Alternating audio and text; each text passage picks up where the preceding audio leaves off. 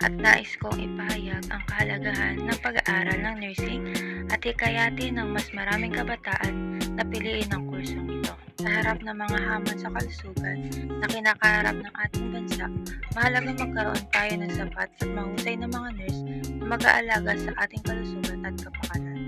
Ang pag-aaral ng nursing at ang pagiging isang nurse ay hindi lamang ito isang propesyon, kundi isang pangako sa serbisyo at malasakit sa kapwa.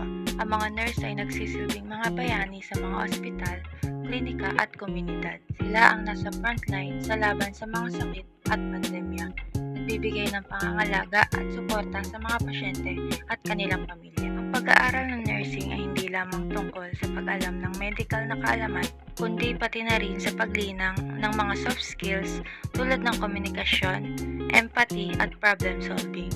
Totoo na ang pag-aaral ng nursing ay hindi madali, na kailangan nito ang dedikasyon, tiyaga at determinasyon.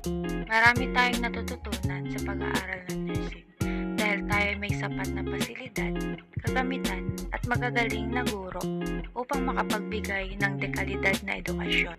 At meron din tayong maraming duty or mga hands-on training upang mapaghandaan natin ang mga aktwal na trabaho sa healthcare setting. At sa pag-explore natin ay matututunan din natin ang mga iba't ibang kagamitan or mga machine na ginagamit sa ospital. At natututunan din natin kung paano ito mga pinapagana. Ang pag-aaral ng nursing ay isang dakilang tungkulin na puno ng sakripisyo at serbisyo. Hinahangad ko na sa pamamagitan ng advocacyang ito, mas maraming kabataan ang mahikayat na tahakin ang landas ng pag-aalaga at pagmamalasakit. Maraming salamat at magandang araw po sa inyong lahat. Hello everyone, my name is Justin May Villan, and today we're going to talk about why nursing informatics is so important and how it can make a huge difference into patient care. So let's dive into my advocacies. So first, let's talk about electronic health records or EHRs. So what are EHRs? Basically, it is a digital version of the patient's paper records, and it can provide comprehensive patient data at the click of a button. Next, let's discuss about data security and patient's privacy. So, in a world where data breaches are so common, protecting patients' information is very crucial.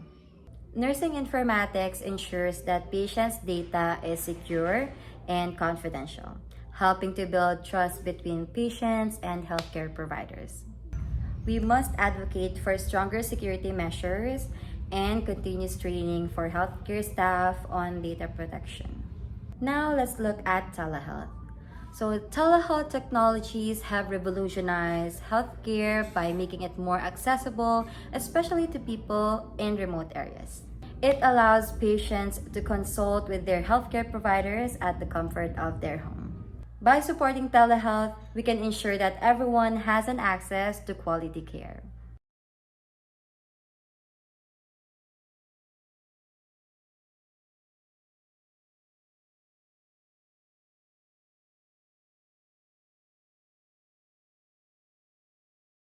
In conclusion, nursing informatics has changed healthcare in amazing ways.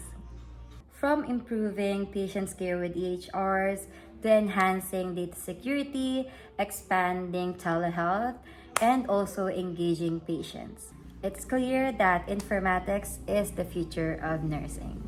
Thank you for watching. Let's work together to make healthcare better for everyone. See you next time.